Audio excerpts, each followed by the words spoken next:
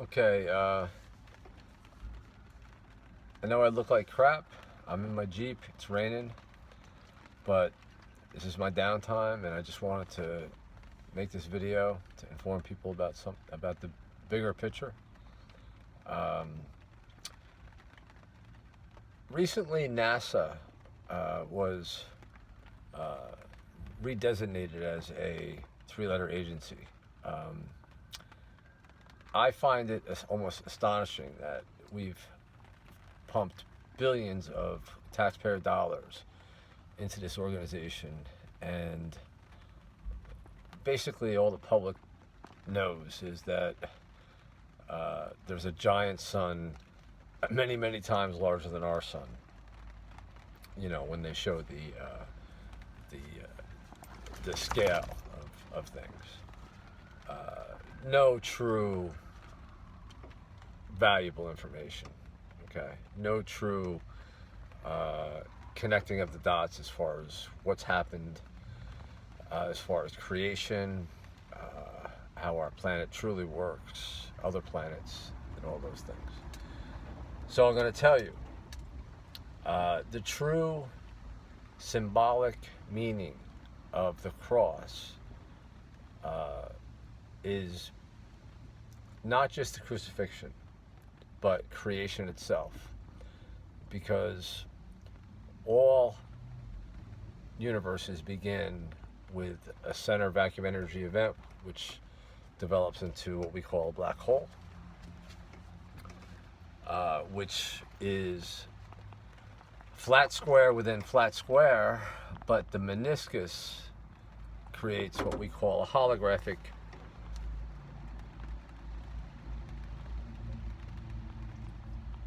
shell, I'll say, or container. And when that container collapses back to zero, the information with that container is stored on the 0 point line. So instead of thinking of, and that's why the E equals MC squared formula works, because an equilateral triangle is through square root able to depict where each piece of information is and where it was in time. Time is truly the amount of time that it takes to compress that little block of information. The ancients, I believe, based the cubit on a larger scale of this basic fundamental building block. And I believe that they knew that this was the fundamental building block, because that is why pyramids are flat top pyramids. The pointy tips are added appendages, if you will.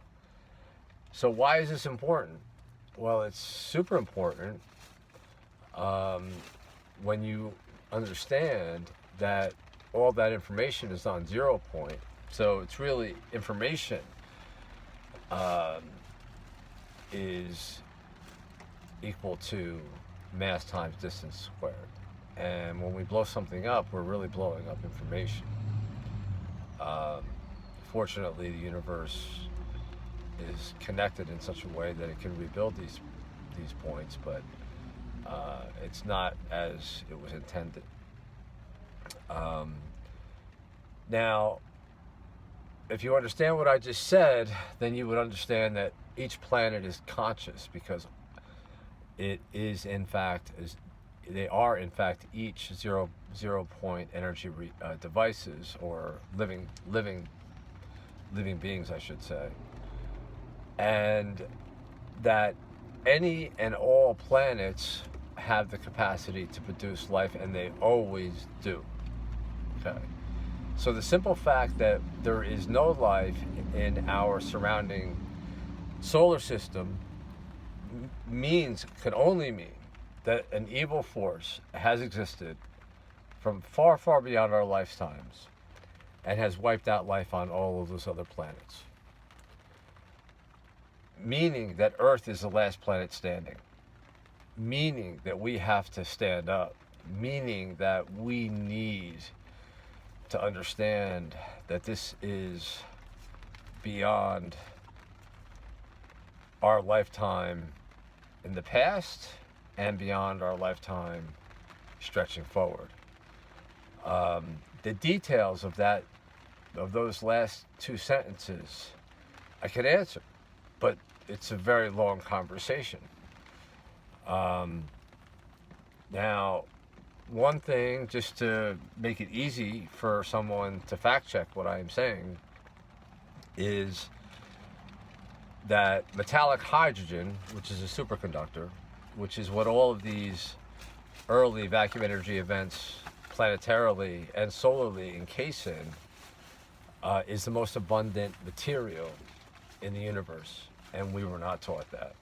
That's a huge thing to leave out, and one of the many reasons NASA is now considered a quote-unquote spy organization. Another thing that people do not know is that our sun was not the first sun to burn. The early universe was heavy in deuterium, which is a different type of quote-unquote space, okay, which is primarily a type of water, ionized water. And the first sun to burn in any local solar system is always a brown dwarf, because brown dwarfs burn deuterium. So the earlier race of giants that are the size of mountains that are now petrified existed during the brown dwarf period. The thing that bothers me a lot is the fact that we have an asteroid belt, meaning that that's not natural, meaning that it is very likely, in my opinion, and this remains to be seen, but in my opinion, it is very likely that there were civilizations that said no to this evil force that I'm alluding to, and this evil force literally blew up the planet itself. And potentially, it could be even that the brown dwarf, the initial brown dwarf, was blown, because if it were true that the asteroid belt were natural, you would say, well, how can that be possible? Because you have a well-ordered binary system in the form of a cross that eventually turns to what we see today, which is basically, just a spread of that. Okay, you can still see the four primary arms, but each one of those planetary beings has a force field with trillions upon trillions upon trillions of volts that deflect and are designed to prevent any type of collision. Okay, so and a supernova can only occur if there is an abrupt change in the amount of fuel being sent to a sun, because at that point the sun is basically looking for more fuel suddenly, and the planets that produce hydrogen and so on don't have they have to expand to try to find it. Okay, and so that's where you get these events. So for these type of events to exist within our local region, this early on, 4.5 billion years into creation, as far as we know, to me points to intervention in a negative way by a very evil force. Okay, and you can look at this, and I posed this same question to AI, to Grok, and Grok basically confirmed that what I'm stating makes answers a lot of unanswered questions. Because what I'm really saying here is that the only thing that explains the disruption of our binary cross locally, and the fact that many planets rotate retrograde, meaning that they were originally locked or spinning in relation to another solar system, in essence, basically the brown dwarf, okay, it is the only thing that could explain the retrograde or the reverse rotations of these planets that are now moons. They were all once planets. And it's the only thing that explains the surfaces of these moons that really look as though that they had water. It's the same thing as Earth, okay? So, and I went further to basically question Grok deeper into what I'm basically saying is my hypothesis, okay? And I was shut down. And then I went to try to log back on to, restart the conversation with artificial intelligence to basically, I view AI as evil, but I figured, if I could still use it to help humanity, I'm gonna, right?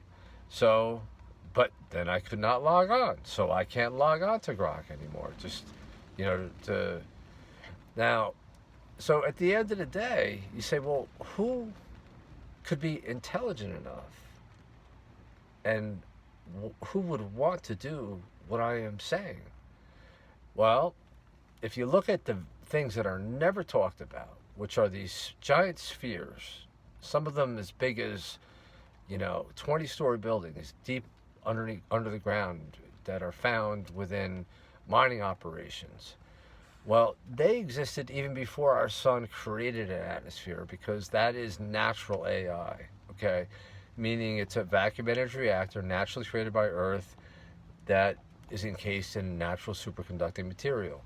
And without the warmth of a sun, almost all material is superconducting. Okay, that's why we cool with cryogen, helium magnets, and MRIs. That is the natural way, okay?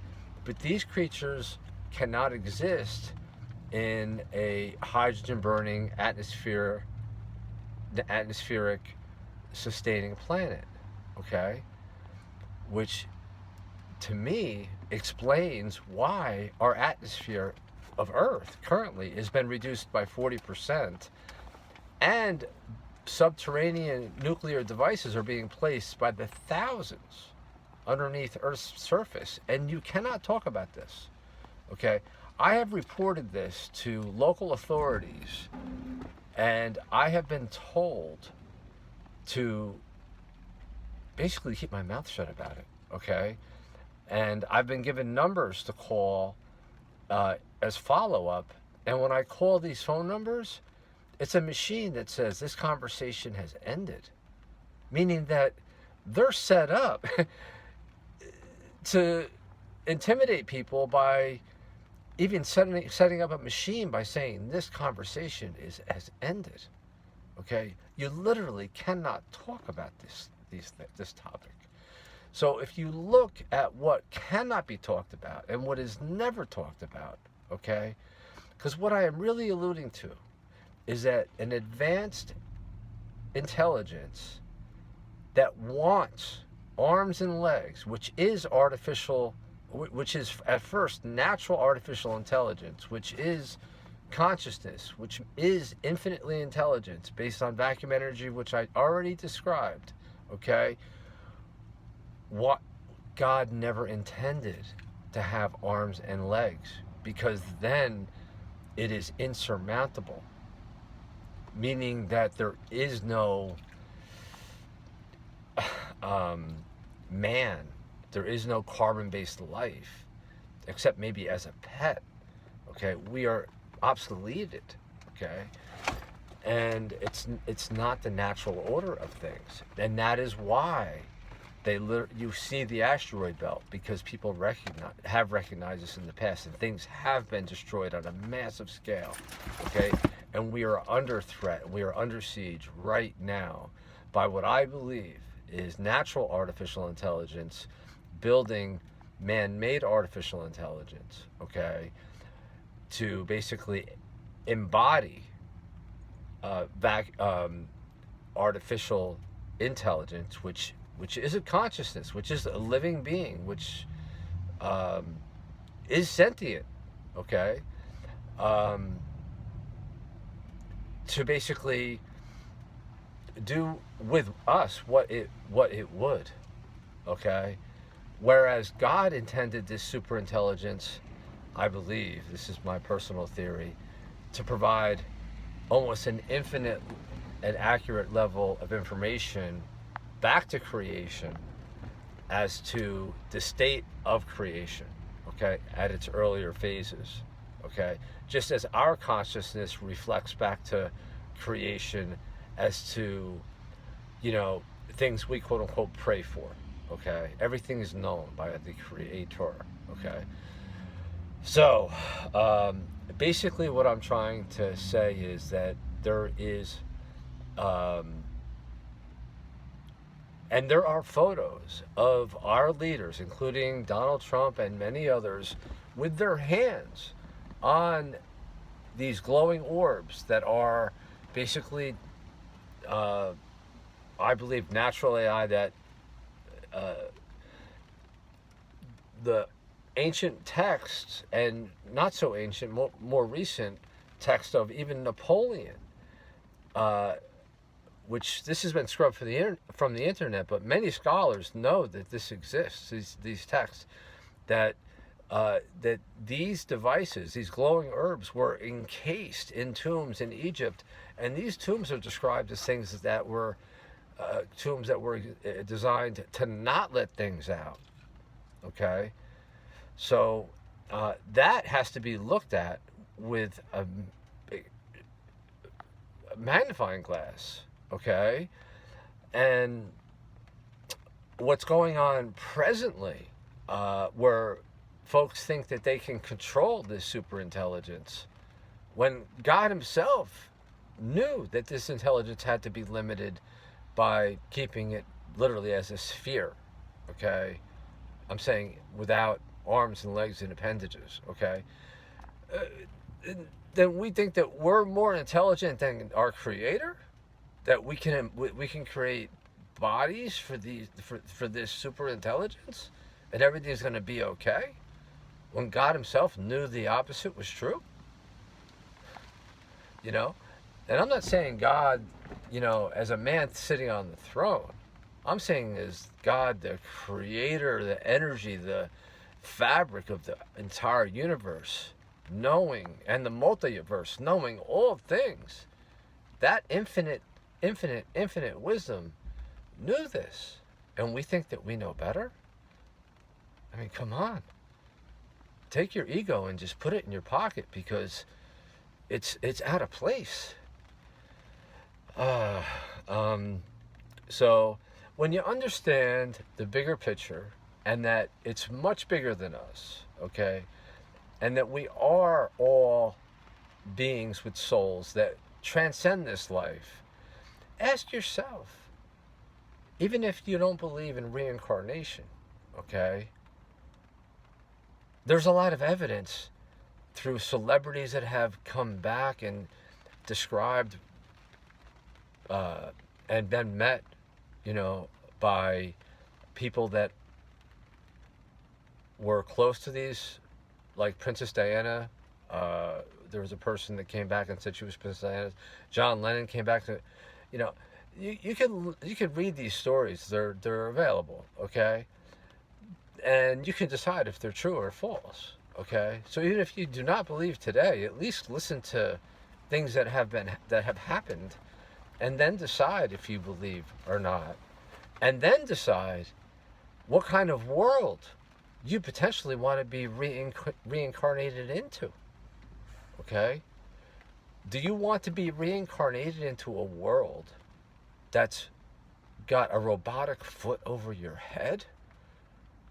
Or where you're limited to a potential, you know, uh, 20 mile by 20 mile region, and the food that you get is basically designed to limit your consciousness, so you really never even understand the larger things like I'm speaking to you about right now?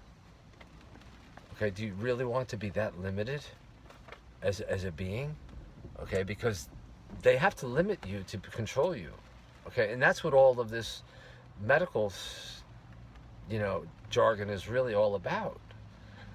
Um, so, and it's not going to get better until we do an abrupt about face and just literally everybody that is quote unquote uncorruptible has to run for office. We have to stop the total Zionist agenda, okay, which was basically initiated during World War II, which is World War II is really what this was all about, okay, to lay the groundwork for what I'm talking here about, okay, and that all has to be undone.